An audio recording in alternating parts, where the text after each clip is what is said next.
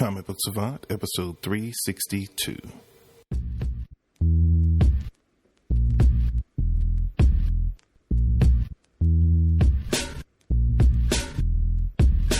I know this.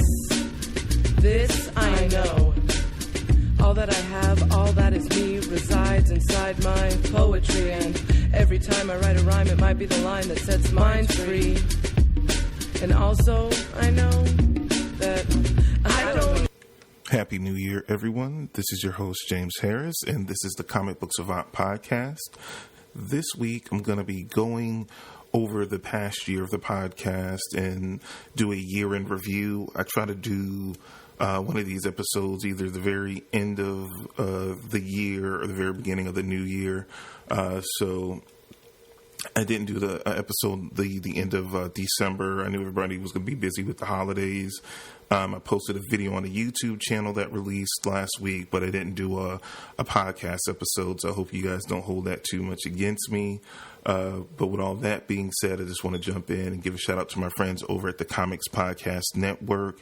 I've been affiliated with them for I can't even remember how many years, basically as long as the show's been around.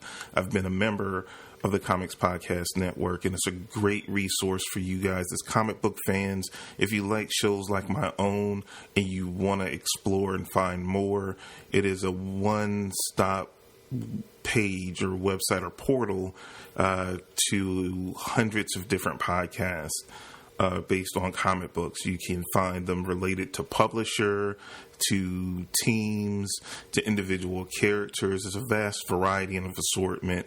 You can find podcasts like myself, which is a single person podcast, to roundtable discussions, to video podcasts as well. The list is ever growing there. Literally, there are hundreds. It started with about maybe 20 podcasters. There now, literally, there are hundreds, and it's growing daily. They add more and more members as the days go by. So if you're a listener of podcasts, or even if you're a podcast creator and you want to become a part, you can always go to the website. They'll have instructions there if you want to see about getting added on to the Comics Podcast Network. So it's a great resource on either side of the coin. If you're a new podcaster in the comic books arena and you want to gain some extra exposure, you can become a member. Or if you're a listener and you're looking for more content to listen to out there, either way, it's a great place to go. So if you have a moment, stop by the comicspodcast.com, and that's the Comics Podcast Network. And last but not least, before we get into year in review, I'd like to give a shout out to my friends over at InStockTrades.com. They've been a longtime sponsor of the podcast. They're a great partner. When you're looking for collected editions, absolute editions, Marvel Masterworks, anything in the realm of collected editions, In Stock Trades is the best place to go. They have discounts ranging from 35% off to 42% up to 50% off. They have deals of the week. They update that homepage on the website weekly with new deals, which you get 50% off. It varies in the amount of books they offer. Some weeks is like 5, as many, some weeks is 10. So always check that homepage on InStockTrades.com to check out what those new deals of the weeks are. You can save a ton of money if you're a U.S. customer. If you place an order that is $50 or more, you get free shipping within the U.S. That's only for U.S.-based customers. If you happen to be an international customer, you get all the savings that I just spoke about on the website. You just won't get that extra bonus of the free shipping, but they do have some of the most cheapest and competitive international shipping rates around, so don't let that deter you from shopping on the site, because you can still save a ton of money. So with all that being said, let's go into the year in review as far as the Comic Book Savant podcast. This was definitely was an interesting year. I had a gap of episodes. I was moving, so it was like a period of a month or almost 2 months where I swear to you guys, it was probably the worst move I've ever experienced in my life. Just everything that could go wrong went wrong. It took like almost a month for my internet to get straightened out, which, where I thought it was only going to be a few days that I might be down from producing episodes. It ended up being like way longer. It was just bad, but we got through that. As soon as I got everything secure and back up and running, I was putting out episodes. I kind of hate having those gaps because you guys have been great in supporting the podcast. I'm not the biggest podcast out there by any stretch of the imagination, but I do have a loyal fan base, so I like to get content out to you guys on a very consistent basis. So it was challenging. And this is a good creative outlet for me, just due to different things I've gone through over the past few years. This is actually has become more than just like a hobby.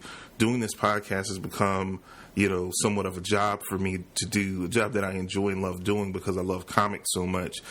So it does detract when I can't produce content for you guys because you guys need it. I love doing it, and it's been, like I said, a very creative outlet for me as well, and a stress reliever for me doing it as well. So whenever I'm away from it, it does deter and kind of throw me off balance just personally.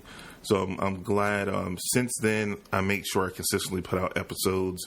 I try to be weary around the holidays because sometimes, you push out content, but you got to think about your listener base and that they might have other things going on, and comics are not going to be on the forefront of their mind. But I feel like overall, over the past, I don't know if you follow the show, over the past 4 to 5 years, I think I've been consistent. I think my downfall in the podcast over the years is that due to personal things that has happened in my life, I took big gaps and the podcast would fade. I feel like, and I have to give all thanks to my wife for that. That is like, she's motivated me. She's been super supportive of me doing this and gives me that support, that home support of, she's not a huge comic fan, but she supports this is something that I do and it's something that I love to do. So she's helped even when I've struggled at times, she's helped motivate me to keep pushing through and doing the show. So definitely like to give her a shout out for that. As well, because it's awesome. And you guys as well, if I've had personal things that come up and if I spoke on them, you guys have always, I'll get an email or messages from people that are just very encouraging. So all that is great and, keeps me going, and, pushing through and creating what I hope you guys appreciate as good content. I think is good for the work I put into it, but, I'm not the judge of the end product. I'm a perfectionist, so I always can judge everything that I put out on the tail end and say it could be better. And most times I do.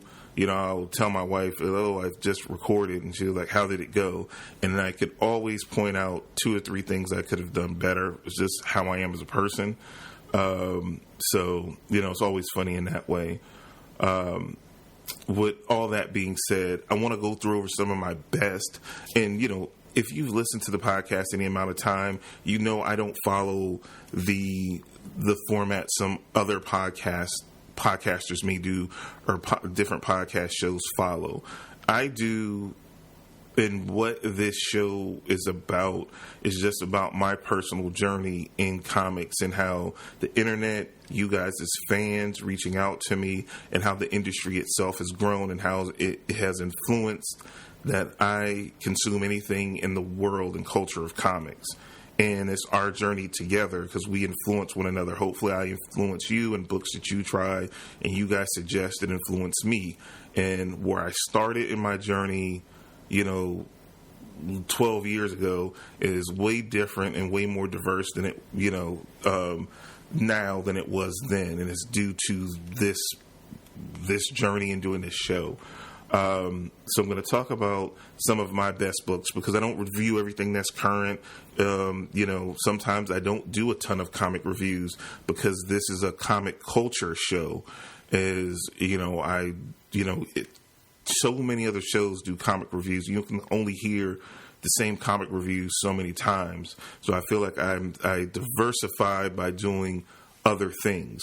So I'm going to talk about some of my best comic industry things that I've read. Not everything came out this year, but it's stuff that I read this year and that I've talked about on the show that I felt like were some of my my picks of the past year. For my best ongoing series, it came to an end in 2017, and that was the Darth Vader comic by Kieran Gillian and Salvador Larroca. I really enjoyed it. I've heard a lot of good things about the new Darth Vader series that I've picked up the first trade of that, and I'll be reviewing that shortly into this year. But this series I really loved. It was only like 25 or 27 issues. It spanned over the past couple of years, but I had a chance to catch up. I was behind, catch up and finish it. It ended the beginning, somewhere like the beginning, middle of 2017. And it was just an outstanding series, writing-wise, artistic-wise. Salvador Larroca, I've said it numerous times is one of my favorite artists of all time, on my top 10 list of all time artists. And Kieran Gillian, just since he came over to Marvel, I can't remember how many years ago now, at least 5 or so odd years ago. I've loved the different work that he's done, be it his stuff with Loki on Tales of Mystery, his stuff on X-Men, which first got my attention with him as a writer. He's just continued to knock it out the park on the different books that he has worked on for me. He's quickly become one of my favorite writers over at Marvel in their current stable of writers that they've had, because they've had a mass exodus, of writers that have gone to Image to do creator-owned stuff. We've had Brian Michael Bendis recently, towards the end of last year, jumped ship, and now he's going over to DC. So out of the new blood that they have over at Marvel, I feel like he's one of those top tier writers that they still have left over there.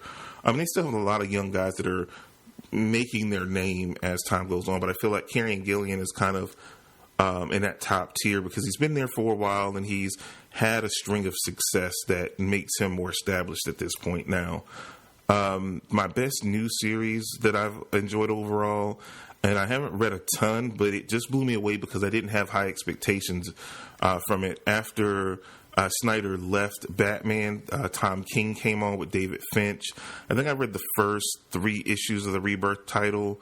I finished picking up the first story arc, and I'm going to be knocking that out, and I'll be reviewing that also some point soon, because I was able to pick up a lot of books I was behind on sale over the holidays, and so I'll be able to finish reviewing things because I didn't pick up trades. I picked them up here and there when I saw things on sale, trying to save money and make my dollar stretch. So, but what I read in the first 3 issues was just very impressive, and it was, sometimes when you have a great writer leave a title, it just immediately goes down in quality, and I was just totally shocked by how the level has been maintained.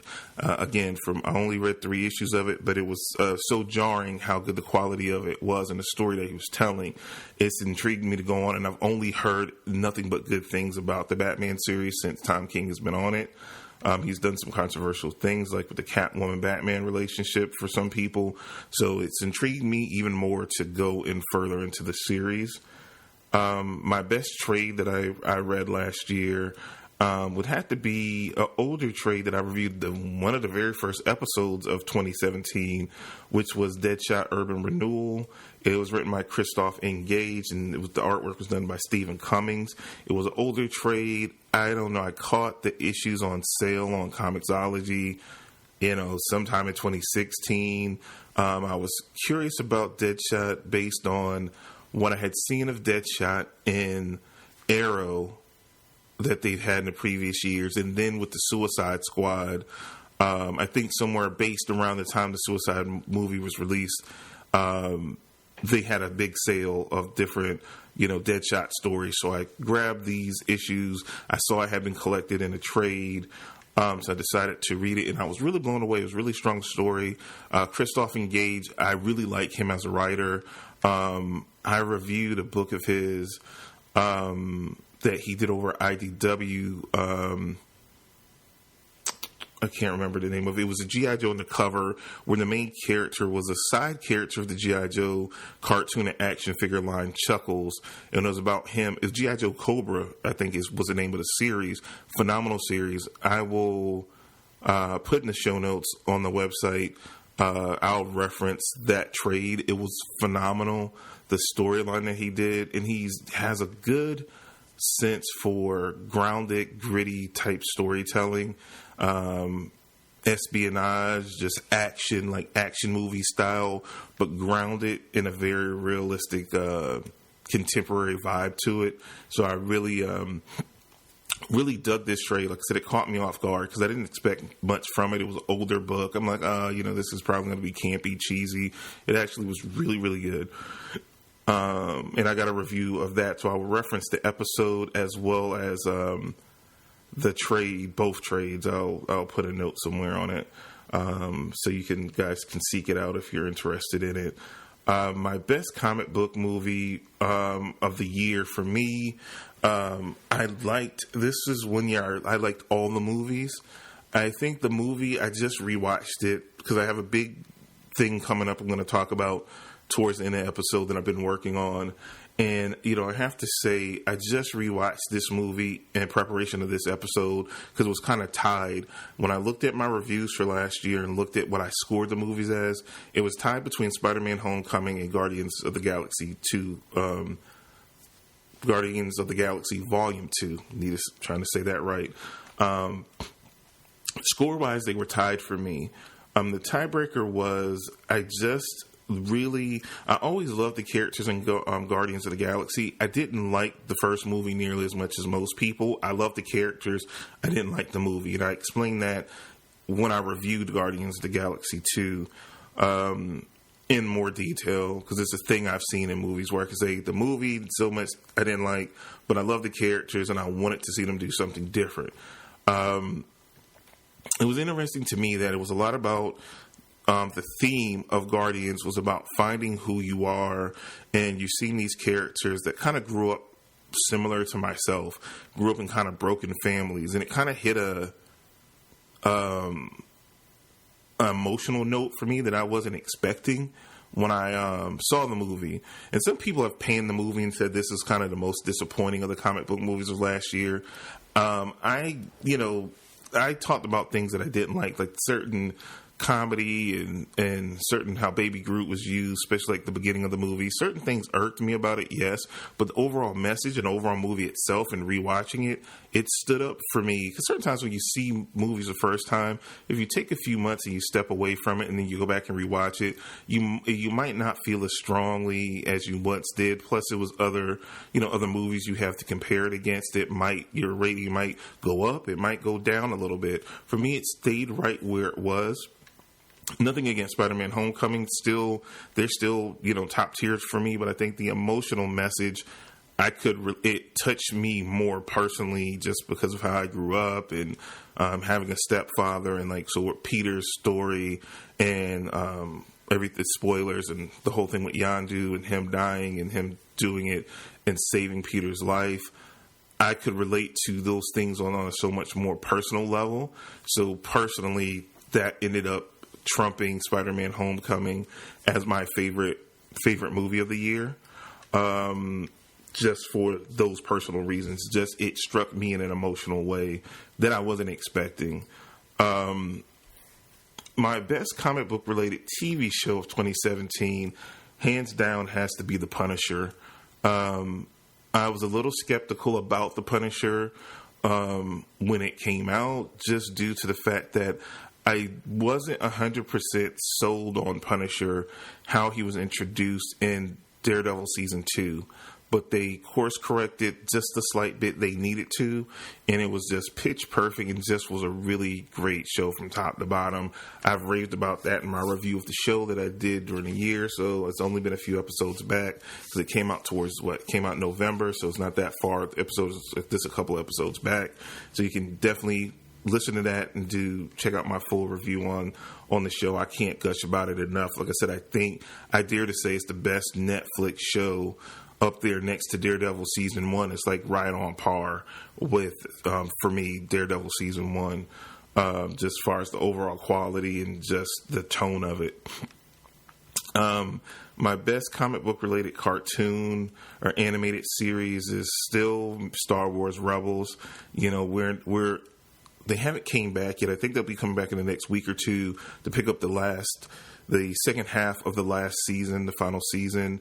Just so attached to this show and the characters. I remember, like, when I remember where I was with Rebels at the end of the first season, and I thought, oh, this is cute, but this is no Clone Wars. And in so many ways, it's an offshoot extension of the Clone Wars, because they deal with certain plot lines and characters from the Clone Wars, and in other ways, it has exceeded the Clone Wars in overall quality, and some of the stories they've told has just been so masterful. I can't wait to see what they do next. There's whispers that they already have the next series, in production, ready to go. We don't know what it's going to be. We probably won't know what it's going to be until Rebels ends, later in the year, and we'll get an announcement. But they're already up and running with another animated show of some sort. We just don't know the time in which it's going to take place and the characters in which they're going to be dealing with. So it'll be interesting to see how that pans out. My best animated film, and when I say best animated film, because we really didn't have any comic book related film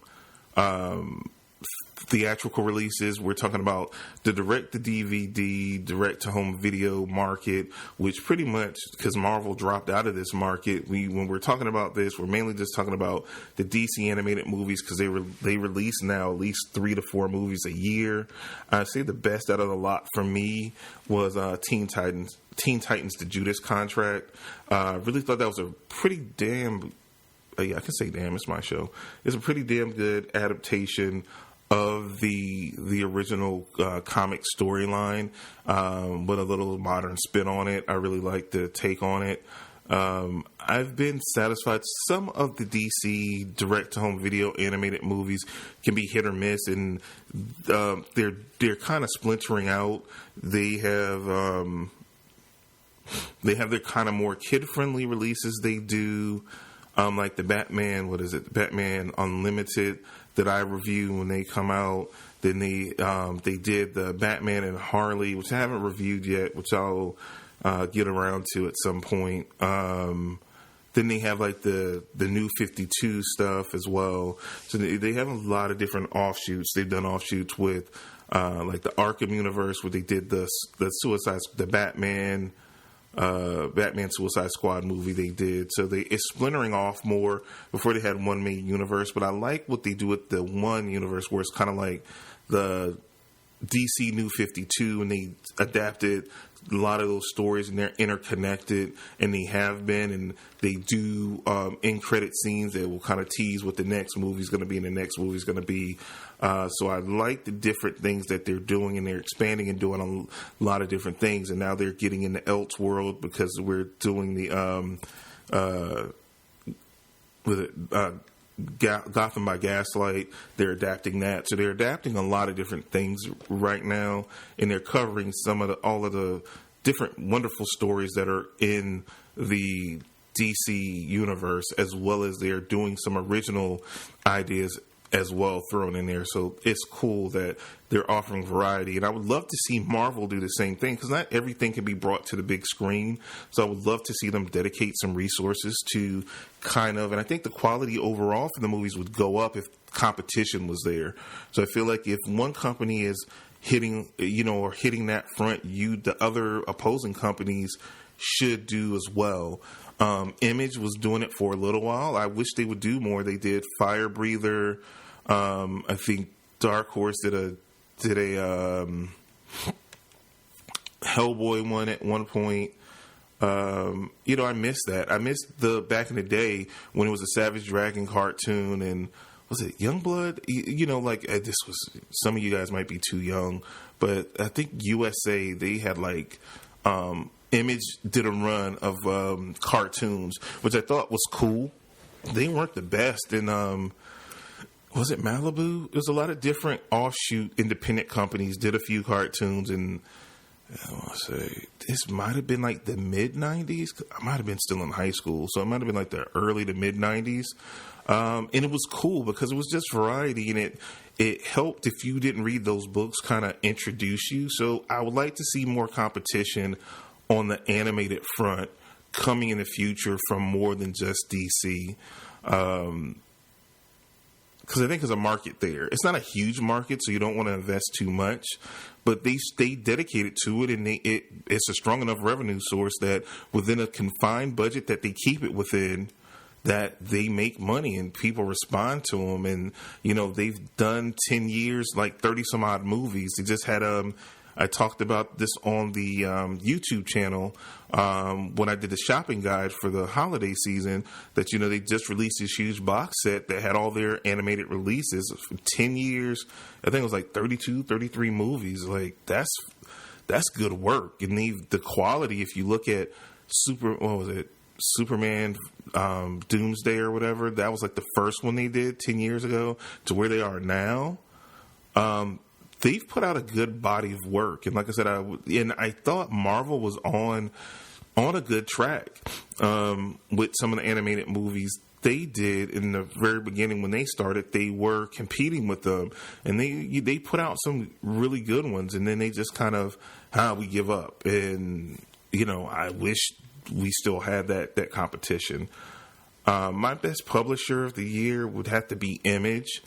All the books I've tried of Image and I've talked about, I've really liked. They're so different. Some of my favorite creators that work for Marvel and DC put out their creator-owned work there, so they have the freedom to really stretch their muscles and tell the stories they want to tell and how they want to tell them. It's just been phenomenal in the shift in the business and how much of a powerhouse Image has become. Since people thought Robert Kirkman was crazy, all those years ago when he did his rant at Comic-Con, but you look and he spoke of this and it happened. I don't know if it's due to the rant that he had or not, but the shift has come, and it's all about creator owned, and it's only, to me, made the industry as a whole stronger by these fantastic creators shifting, making their own works, and then they can develop movies based on their characters, and they can make livings off their creations. Instead of making other people money, they're making themselves money, and we're getting a wider variety of storytelling based upon it. So I feel like Image has just been killing it. Marvel, I could be honest, like Marvel I don't have anything against Marvel as a publisher. And a lot of it I just haven't read. I love what they're doing with a lot of Star Wars books. I've been reading more of their Star Wars books than anything over the past 2 years since they really started publishing them. They just got my interest, and they have some of my favorite writers at Marvel, like Kieran Gillen, Salvador LaRocca,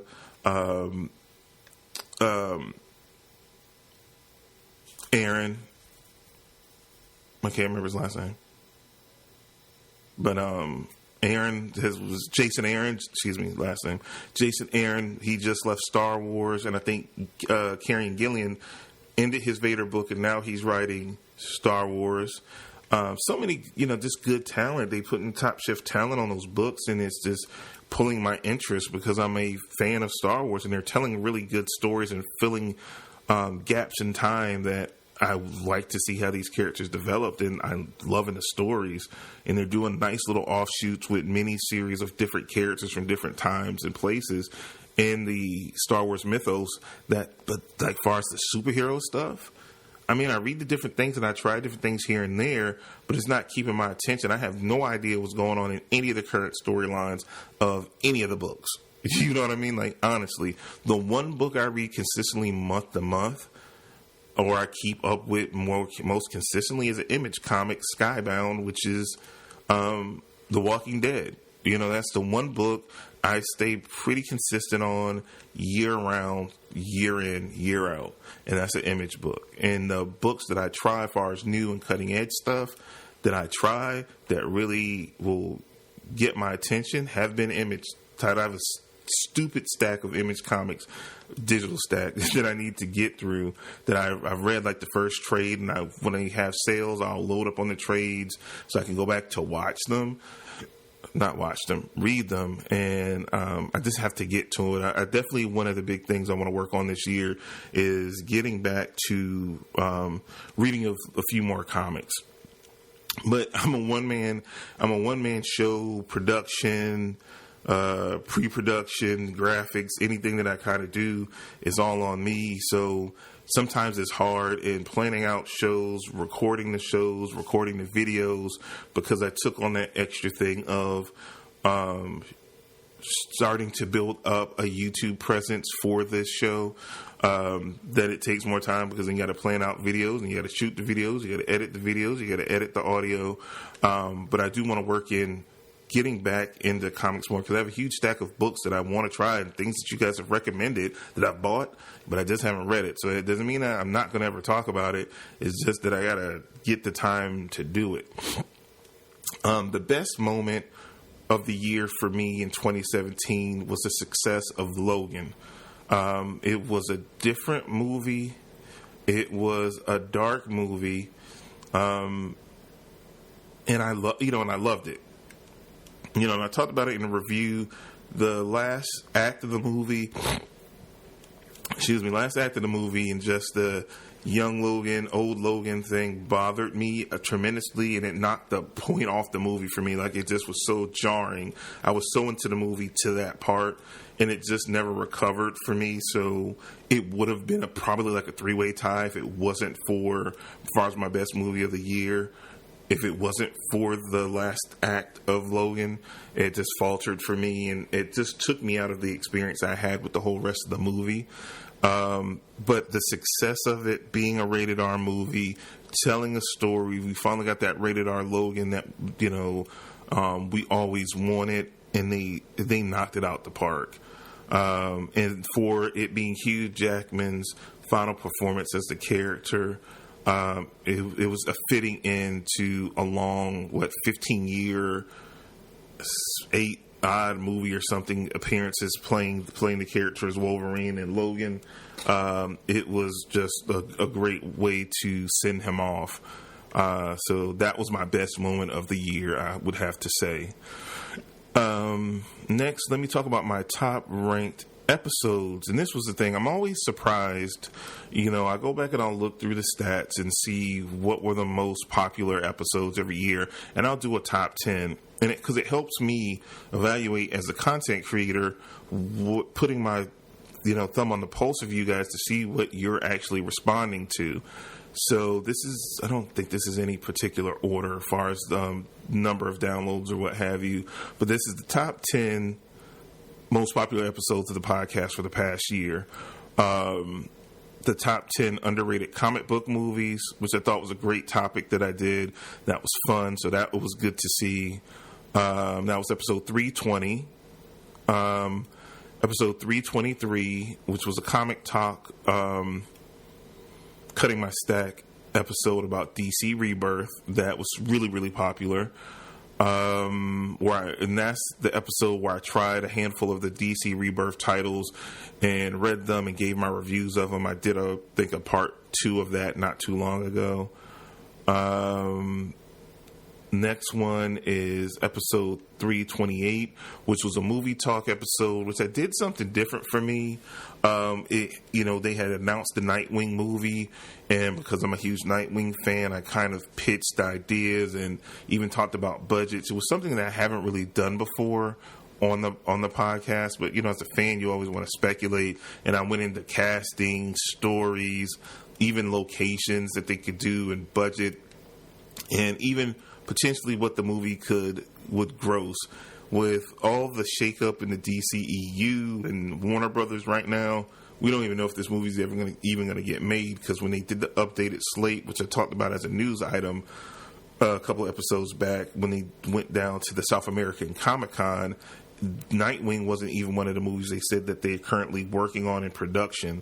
So we don't know if it'll ever make the light of day at this point, even though they have a director, they have a writer attached, but that's about it.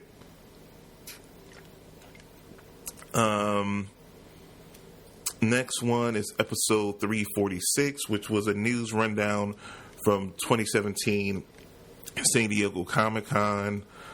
Next one is episode 338, which was one I put a lot of work into, was the state of the comic book industry. I did polls on like social media, Facebook, different places, on different aspects of the comic book industry and where we think as fans it's going, and is it trending in a good or bad direction.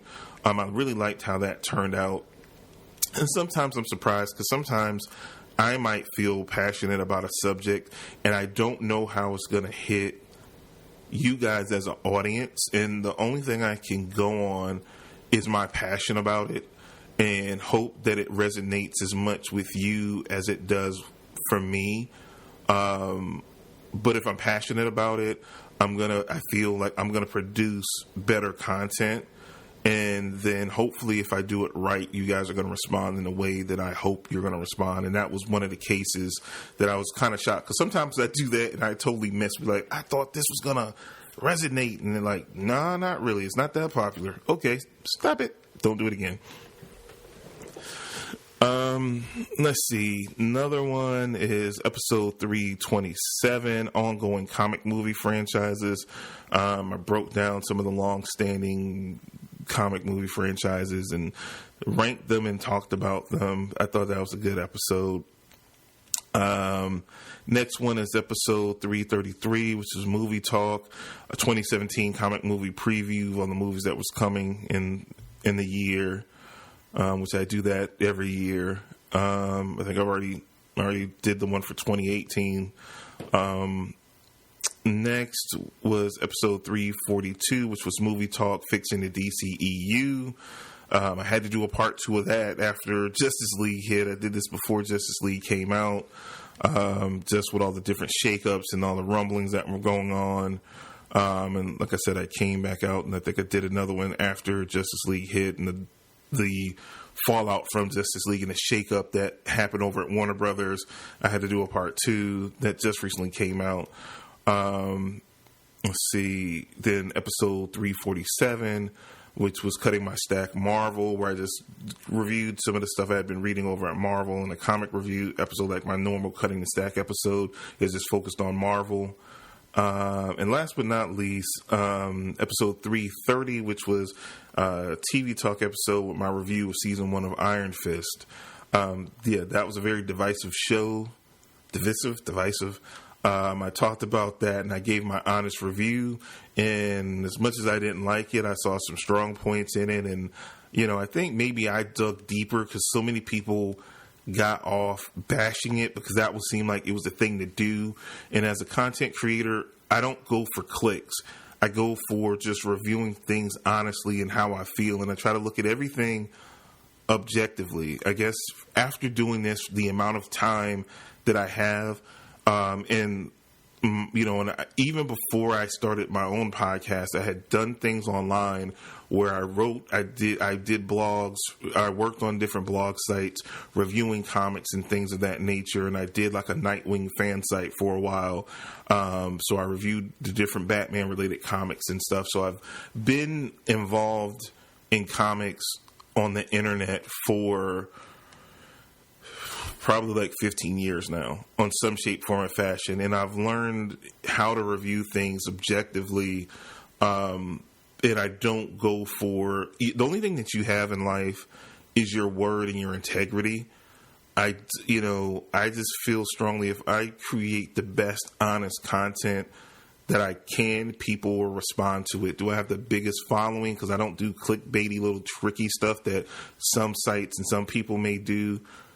Yeah, I do. I don't have the biggest following as some of those other people do, but I'm looking to change that with your guys' help to just feel like I feel like what I do, I'm one of the best that do it, and I do it with integrity, and I do it for the fans. I don't do it for myself.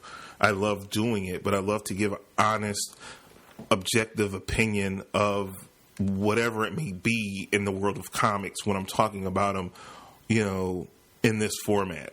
And then, you have to learn how to be objective and everything. It doesn't have to be a personal attack. So many people work hard. And that's the one thing in my exposure in doing the show, meeting different people in the comic industries, writers, artists, and having sat down and eaten with them and talked with them, that it's so much more and so much work that goes into just any comic book being produced and making it to the light of day is an accomplishment in itself. And it's the same for a TV show and the same for a movie. So many different working parts and so many people involved. You don't have to smash it just to get yourself over. You know what I'm saying? You can, what is it my wife always says? What is it? She has a saying that she always says, say what you mean, but you don't have to be mean in saying it. Something to that effect. And I've learned that, I really have learned that over the years. You can say what you mean, but not be mean in saying it. It's something to that effect. Normally I remember it because she says it all the time. And again, I just applied it to my life in how I review things. And not everything is a grand slam, but if I don't like something, I give you valid reasoning on why I dislike it, and then why, with maybe even a little tweaking, they could course correct. You know what I mean? Like, everything is fixable, because we've seen things that people said absolutely sucked, and then the right person got on it, or back in producing or directing or writing or editing, and the whole thing turned around and we're like, yo, this is something a year ago we were hating, and now it's like the best thing out. So all things, you got to be subjective and logical about your approach on it. And so I was shocked that, but I felt like maybe because because I'm a fan of different people in the industry and different shows and whatnot, and TV shows, review shows and stuff. And a lot of people bashed it, and they didn't give a reason on why. It's like, it was just horrible. Don't watch it past this up. Start watching it this episode because it was just horrible. And they didn't delve deep into it. And then sometimes you got to look at some of the circumstances surrounding things as well. Little tidbits, like the actor that played Iron Fist. He was coming off of Game of Thrones. He got this role. He had like 6 weeks or so to train before he started shooting. Not even 6 weeks, I think he said. That's a short time if you don't have naturally have the martial arts background, to kind of learn enough to pull off being a martial arts master on a television show. We saw him be significantly better in The Defenders, and I think he'll be even better because he's had time to, really hone that craft and train properly to be even better. So I think that, season 2 that they announced, he's going to be even better and stronger in the action scenes because of it. But certain things take time because we don't necessarily always know the circumstances surrounding it. And sometimes you don't know till later what happened. But I saw an interview before it ever came out that he was saying that it was such a quick turnaround that it was shocking to him. That he got the role and everything was like go, go, go from that moment. It was like nonstop, for him. Next, I just want to talk about most anticipated movies going into 2018. And I'm going to go from my most anticipated to my least anticipated. And I talked about this some in the 2018 movie preview episode I did. Certain things have changed because we've had trailers or more trailers drop for certain stuff. And some of the movies that are towards the bottom or just stuff that I don't like, or things that I can't determine because we don't really have a trailer for it yet. Most anticipated movie has to be Black Panther. The first trailer and all the trailers since have just locked me in on, I'm sold. This movie is like a month away. I'm like ready to see it. So ready. Avengers Infinity War, we finally got the trailer for that. I think we got it online beforehand, and then I got a chance to see it before Star Wars. Yeah, before The Last Jedi. It looked even better on the big screen instead of seeing it on my computer screen. So down, just a couple of months away, May, June. So not that far away after Black Panther, maybe 3 months, boom, boom, we getting them. Ant-Man and the Wasp. We haven't had a trailer for it yet, but just from the pictures that I've seen, the stills from the thing, from the different social media that's been released and shoots they've done for magazines and stuff, I really liked Evelyn Lilly in the first movie, and I love the first day of shooting, this picture circulated for her on social media where she just got so cut and she was buff, like she's into it, and I love that, man. It's like, if she's into it, we know Paul Rudd's down. He has just nailed that character. Their chemistry is awesome. They're bringing back the cast with Michael Pena, T.I., all that, Michael Douglas. Man, I'm just down to see where they go. You know, I don't know when we'll get a trailer. I think it comes out in July. So, you know, I'm assuming by the time, somewhere in between Black Panther and Infinity War, we'll get a trailer for Ant-Man and Wasp. So I probably say March or April, we probably will get a trailer. Maybe we'll get a trailer for Ant-Man and Wasp with a first teaser trailer with Black Panther. Who knows at this point? Next movie would be The Incredibles 2. It's only been one little teaser trailer, little thing with Jack Jack. This is adorable. It's not, air quotes, exactly a comic book movie, but to me, The Incredibles are the Fantastic Four, and it's the best Fantastic Four movie we're ever going to get. For now, since Disney bought Fox, for now, I'll say the for now part. So The Incredibles 2, I'm stoked about. I feel like they waited way too late to do the sequel. I've been dying for one for the longest time. So I hope it lives up to the expectations. The teaser trailer did not show much of anything. We just know that it's revealed that they find out Jack Jack has powers. We as the audience knew at the end of the first Incredibles that Jack Jack had powers, but now the family is finding out he has powers. So that's going to be super cool. So it seems like a lot of the story is going to be, he's going to be the centerpiece of the story from the looks of it, but we haven't seen much at all. Just Jack Jack crawling around on the red background. Deadpool 2 is my next most anticipated movie. Again, we haven't seen a trailer for Deadpool 2. We had the little teaser trailer thing they did, but that was like the movie was beginning production. It was funny.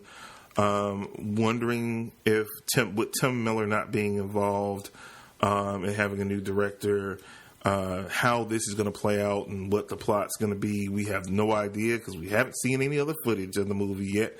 So, well, they did. Excuse me. They did the one thing where they did the 20 or 15 second snippet of all these different crazy things. I don't know. You know what I mean? I don't know. I want it to be good. I hope it's good. We got to wait and see. So I'm waiting. Next for me is Aquaman. We've seen nothing. You know, I talked about my Justice League review where I liked the scene in the beginning of the movie that was clearly directed by Zack Snyder with Jason Momoa as Aquaman. What I didn't care for as much is the hey bro surfer dude take on the character that we got later in the movie that was clearly directed by Joss Whedon. I'm hoping that he's the latter. He's the latter of the two, that more serious, grounded, because Momoa killed it and it had me into the character. And that he was a dark character. He was torn about a lot of things. It was interesting. So I guess we'll see at some point. I mean, it doesn't come out to the end of 2018. What, November? I think late November or something like that. So we have a long way. So there's no telling when. I'm assuming we will probably get the first trailer for Aquaman Comic-Con season in the summer-ish, probably. It's going to be sometime in the summer. There's no need for them to put anything out before then, I would imagine. The movie's far well in post-production, so, I mean, technically speaking, we could get a teaser trailer at any point in time, but I feel like it will be more towards the summer months, because it just doesn't seem, they wouldn't want to ramp up that this soon at this point. And it's the only movie Warner Brothers has coming out for the DCEU this year. So, yeah, I wouldn't push it too early. They're still getting over the sting of Justice League at this point, and the creative and structural shakeup with the DC Films department over at Warner Brothers. Next, we finally got a name for this. I just was referencing it as the as the Spider-Man Untitled Project thing. We finally got a trailer for this, and it looks different. The animation style is really inventive and really phonetic and just like crazy. It's Spider-Man Into the Spider-Verse. It's centering on Miles Morales. It looks different. I definitely want to go see it. It's one of those things where I think I'm either going to love it or hate it. I don't necessarily know what one of the two is going to be at this point, but it has my interest. But it is, compared to the other stuff, again, I went from my greatest, most anticipated to now we're getting lower. And it's just because it's more so an unknown quantity. I saw the trailer and I was kind of, that looks interesting. Don't know if I'm going to like it, but it's interesting. Next, as far as my least anticipated movie would be X-Men Dark Phoenix. About this. X-Men Apocalypse is not a horrible movie, but how good Days of Future Past was and that being a follow-up was a big disappointment to me. Logan knocked it out the park. I guess this is going to be in the series of the last few Fox X-Men movies now. We're seeing an end of the era because more than likely this whole thing is going to get rebooted since this whole Disney Fox deal has gone through. But I don't have high expectations. You got a first-time director. We haven't seen the trailer yet. It's well in post-production. I can't remember when it comes out. I forgot to put the dates here, release dates of movies. I want to say it maybe come out in March or April, something like that. Maybe it comes out in the summer, because I think the New Mutants comes out in March or April. I don't know. I just don't know what to think. They did Entertainment Weekly photo shoot, and some of the photos look cool. But again, it's one of those things I have to see a trailer for it to kind of see where it hits me. It's kind of like you tricked me once, fool me again, it's on me. So I have this wait and see attitude towards the whole X-Men Dark Phoenix thing. Because are they going to go into space? How are they going to handle some of these things? It's one of the most epic stories, and they didn't nail it last time in X-Men Last Stand. So, the disappointment of X-Men Apocalypse is still kind of lingering in my mouth. So you got to prove it to me. You got to show and prove on this one for me before I'm like, I'm so hype about this. This is going to be the best thing ever. Show me. Then make me a believer. Then I'm down. Venom, I have no anticipation for this movie. I don't like horror movies. I like Venom as a character. Eddie Brock, Tom Hardy, awesome actor. I don't do horror. So these next two movies are just at the bottom. We don't have anything. They're in production of Venom right now, so we haven't seen much. But as they said, they were going horror take on this. Probably won't go see it just based on that, comic book movie or not. Don't do horror, so I probably won't see it. Unless something changes in the advertising that just blows me away and be like, I got to see this movie. Probably won't go see it. The New Mutants is kind of the same thing. We have had a trailer for it. It's like leaning heavily in the horror side of it. It's not my thing. I've seen the trailers.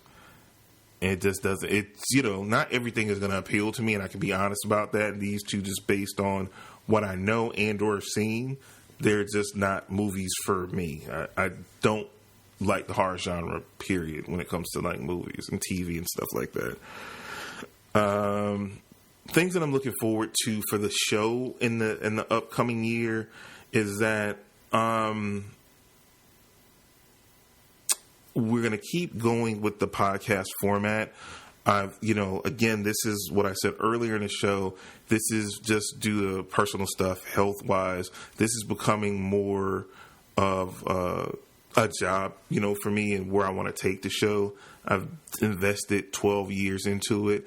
I want to grow it. I want to expand it. And to do that, I feel like I'm going to transition more towards doing the same thing, but doing it on YouTube, because it's a chance to generate, more revenue there than what I have been doing, just putting this out as a podcast. I want to keep, so that's one thing I'm looking at. That like the podcast is going to end at this point, but I'm looking before year's end of 2018 that I'll be releasing multiple videos on the YouTube channel and doing less of an audio podcast. Now, I still have the Patreon there, and if you support like at the $2 or $3 level, if I get enough supporters, I really only just have one Patreon supporter at this point. I talk about it. I put that ad out there because I'm trying to grow the stuff. If you listen to the content and you enjoy it, I know it's a big hurdle because, podcasting as we know it is a free format. The cost of production doesn't go down. It goes up over time. And as you try to expand and keep the quality at a high level, it's cost associated with it. So I do that. I've had the biggest struggle with that because I'm a creative. I'm not the best when it comes to business. And that's always kind of been a struggle for me. I can produce the content, and that's what I love to do. But when you get into numbers and trying to, sell something or even sell myself, my skills, I've always had a problem. I've been an independent contractor. I've been a small business owner. I've done all those things in my life and my career with various levels of success and failure, just due to the fact that I want to focus more on creating content. On something like YouTube, if I bring in the audience, you have ad revenue that you can get, which can go help to grow the show. I've had a Patreon for years. I pitch it to you guys. And the only thing I can say, if you listen to the content any amount of time and you get enjoyment or entertainment out of what I do, please consider, donating. If you don't want to subscribe to the show via Patreon, I have different links on the website for, like, if you want to make a one-time donation via PayPal, you could do that. It goes into supporting the show. And again, I want to grow the show out, and I haven't had much response to those things. So, I have to, things as far as producing the show costs money. To have a web host to post the podcast costs money. The money that I get back just off the one sponsor doesn't cover that website, all the other expenses that pertain to it. I only have that one source of revenue to try to cover all the expenses with it. So I have to look at putting it on a format where I can generate more revenue because I'm not generating it through the other way. I try to do other different things the past year, and this is just me being 100% transparent to you guys as listeners and supporters of the show, that I try to do things with Amazon links and stuff. So things that I talked about and recommended, I put links in. I didn't get in many or any click-throughs to generate revenue like do Amazon links.